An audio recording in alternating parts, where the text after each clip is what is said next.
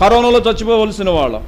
మన పక్కోళ్ళు ముందోళ్ళు చచ్చిపోతుంటే మనకు రాత్రిపూట గుండె డబ్ డబ్ డబ్ డబ్, ఎప్పుడు చచ్చిపోతామేంటి అర్థం కాని పరిస్థితి. దేవుడెంత కాపాడాడు.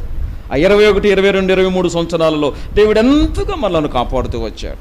ఆ 2 సంవత్సరాలు భయంకరమైన పీక్ స్టేజ్లోకి వెళ్ళిపోయింది కరోనా. కరోనా ఎంటర్ అయిందంటే చాలు ఆ మనిషి ఏమైపోతున్నాడు, చచ్చిపోతున్నాడు. లక్షల లక్షల లక్షల మంది చచ్చిపోయారు. వాళ్ళకంటే శ్రేష్ఠులమా, వాళ్ళకంటే గనులమా మనం? దేవుడు నీకు ఎందుకు క్షేమాన్ని కలుగు చేశాడో తెలుసా? ఆ టైంలో నువ్వు చచ్చిపోతే నరకానికి వెళ్ళిపోతావు. నీవు అపనమ్మకమైన వ్యక్తి, ఏ విషయంలో కూడా నీలో నమ్మకత్వం లేదు, అపనమ్మకంగా బ్రతుకుతున్నావు. అందుకనే దేవుడు నీ ఆయుష్ను పెంచాడు, ఆరోగ్యాన్ని కాపాడాడు. ఈ సంవత్సరం వరకు దేవుడు మనల్ని క్షేమంగా కాపాడుతూ వచ్చాడు. మనము దినా